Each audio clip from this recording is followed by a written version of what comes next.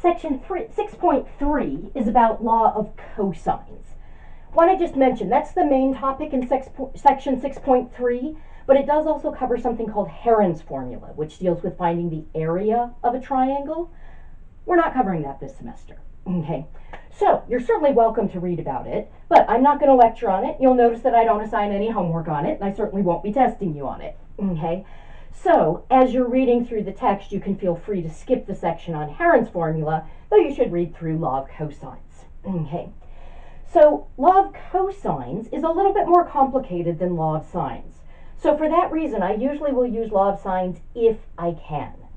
I use law of sines anytime I know an angle and the side opposite it. And of course, anytime I know 2 out of the 3 angles, that's automatically going to be the case if I know any sides. Because if I know 2 of the angles, I can very quickly solve for the third because they have to add up to 180 degrees. Okay.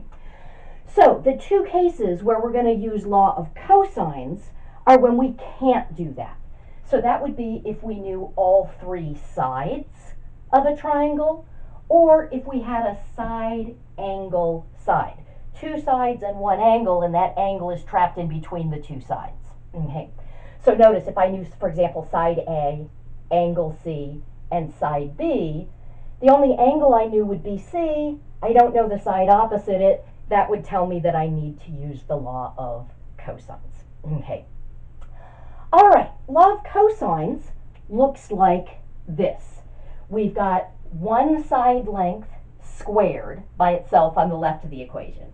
That's equal to the sum of the other 2 sides squared minus 2, the product of those 2 sides, and then cosine of the angle that's opposite that side. Okay, so you'll notice the cosine of the angle that shows up, is the angle that's opposite the side whose square is by itself on the left side of the equation. Okay. So that side doesn't necessarily have to be called side C. The other versions would be if A squared is by itself, then that would equal the sum of the other 2 sides squared, so B squared plus C squared, minus 2 times the product of those 2 sides, BC, and then it would be cosine of angle A, since that's opposite side A. Similarly, if B squared is by itself, that's the sum of the other 2 squares, so A squared plus C squared, minus 2 times the product of A and C, and then cosine of angle B. Now, we generally use law of sines and law of cosines if we're solving an oblique triangle. That is a triangle that's not a right triangle, which means it's either going to be an obtuse triangle with 1 obtuse angle, or an acute triangle where all 3 angles are acute. Both law of sines and law of cosines apply even if I have a right triangle. It's just we usually don't need them. Okay? Notice if, just using this first one, if C were a right angle, cosine of C would be 0. This term here would drop out. We just have C squared equals A squared plus B squared. That's the Pythagorean theorem. So the Pythagorean theorem is actually just the law of cosines in the case that the angle you're working with happens to be a 90-degree angle. Okay. And that actually helps me in remembering the law of cosines. I sort of start with Pythagoras and then say, oh, but if the angle that's opposite this isn't a right angle, I have to adjust by subtracting this additional term. So I have to subtract 2 copies of the product of those 2 sides and then cosine of my angle. Okay, excellent. One thing that's important to recognize is, as I said, I think law of sines is a little bit easier to use than law of cosines. So I only am going to use law of cosines in these 2 cases where I don't know an angle and the side that's opposite it. Okay.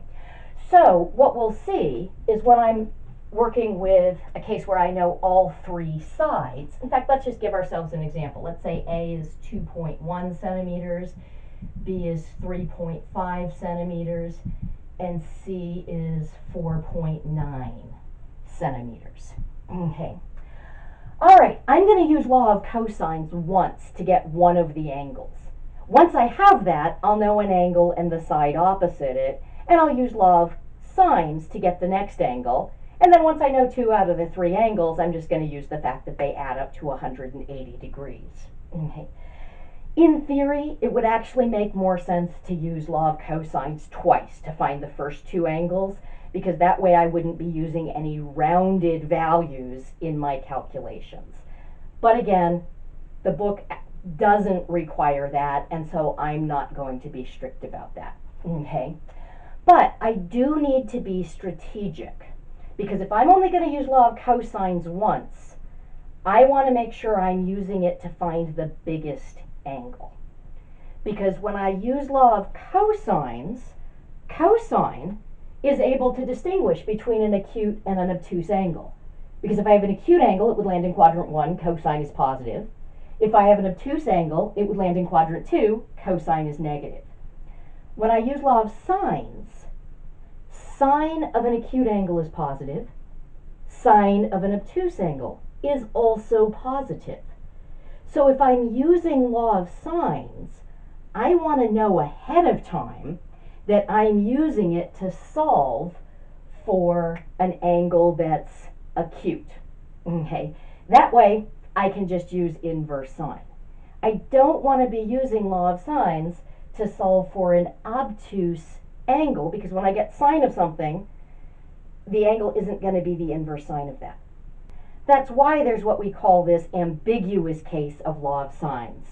If you're using law of sines and you don't know already that the angle is acute, just knowing sine of the angle doesn't tell you what the angle is, because there could be an acute angle or an obtuse angle that has the same sign.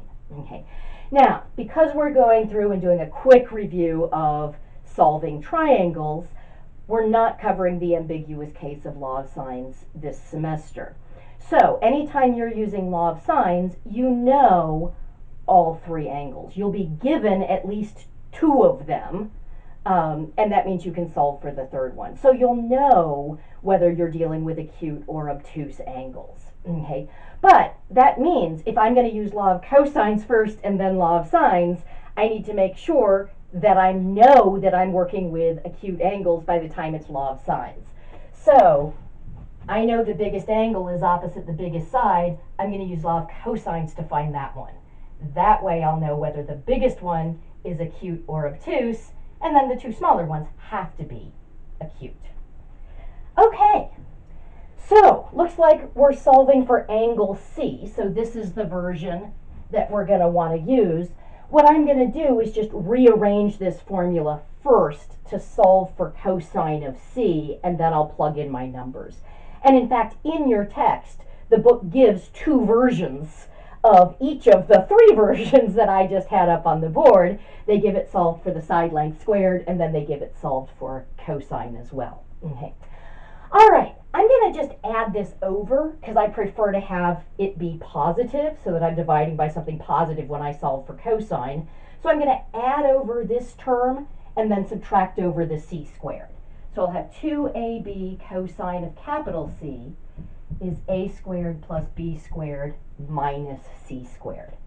And so that means cosine of capital C is a squared plus b squared minus c squared divided by 2ab, and that's it. Okay, so that's going to give me cosine of C, and then of course for C, that will just be arc cosine of this quantity. So let's go ahead and plug in.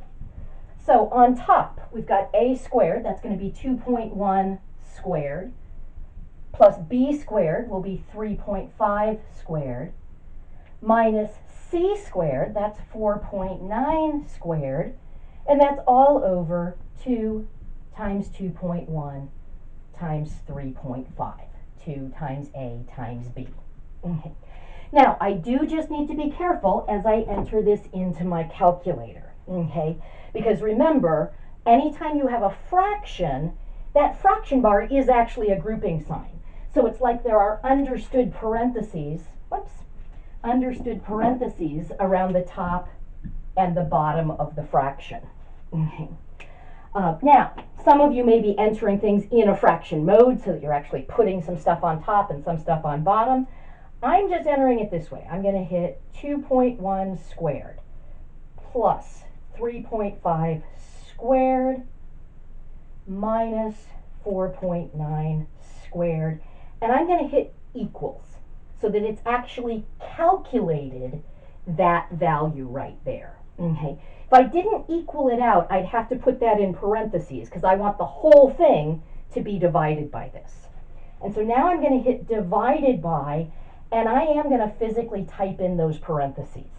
Because if I were to just hit divided by 2 times 2.1 times 3.5, it would divide by the 2, but then it would multiply by these other two numbers. So I am going to go ahead and hit divided by left parentheses.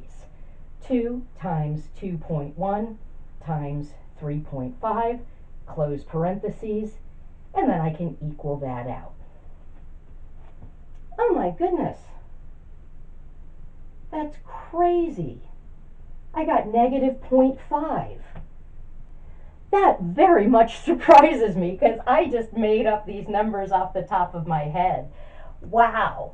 With getting a negative 0.5, I basically know that my reference angle is 60 degrees.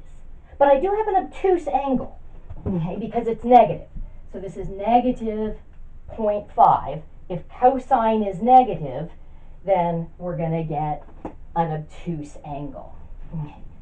So I'm able to say that C is arc cosine of negative 0.5. Now, you can certainly use a calculator to evaluate that if you want to, but we don't actually need to because that happens to be such a nice value. That's going to give me 120 degrees. Okay. Now, I forgot to tell you what we were going to round to. Let's just be consistent. Since we were rounding the side lengths to the tenths, let's round our angles to tenths of degrees as well. So C would be 120 degrees. So I'm going to go ahead and label that on this picture. And then we've got, let me go ahead and label. C was 4.9 centimeters, A was 2.1 centimeters, and B was 3.5 centimeters. Okay. So now that I have this, now I know an angle and the side opposite that angle. So now I can switch to using law of sines. And I know both angles A and B are going to be acute, so it doesn't matter. I can just pick one. Let's find A. Okay. So I'm able to say that sine of A over 2.1 is going to equal sine of 120 degrees over 4.9. Now I actually know that's exactly root 3 over 2, but I'm going to go ahead and enter that into my calculator anyway because I'm trying to get a decimal approximation of things. Okay, so let's see, we would cross multiply. So I'm going to get 4.9 times sine of A is equal to 2.1 times sine of 120 degrees. Again, that's root 3 over 2, but by entering that in, that'll convert it to a decimal approximation. So sine of A is 2.1 sine of 120 degrees over 4.9. It is important, by the way, that I be in degrees. So if you haven't recently checked that your calculator's in degree mode, make sure you double check that. So let's see, 2.1 times sine of 120 divided by 4.9. And that's going to give me 0.3711, blah, blah, blah, blah, blah. Okay. Now that's not my final answer, but I do recommend that you write that down before you solve for angle A. That way, if you have made a mistake, I can see whether you made the mistake at this step or in taking inverse sine. So A would be arc sine of 0.3711, blah, blah, blah. So I'm going to hit the shift key, sine, that gives me sine inverse. And then on my calculator, I can hit the answer key, and it just plugs in that so that I don't have to type in those digits again. All right, and so that gives me 21.786, blah, blah, blah. We said we were going to round to the tenths place, so I'm going to round that up. So we had that C was 120.0 degrees. We're going to have that A is approximately 21.786 degrees. And once we have that, now I can just find angle B by using the fact that it has to add up to 180 degrees. Okay. So if I were to add these two together, that's going to give me 141.8 degrees plus B has to equal 180 degrees. So let's just subtract the 141.8. Let's see. That's going to give me a 2 there. 9 minus 1 is 8. 7 minus 4 is 3. Okay. So B is approximately 38.2 degrees. All right, excellent.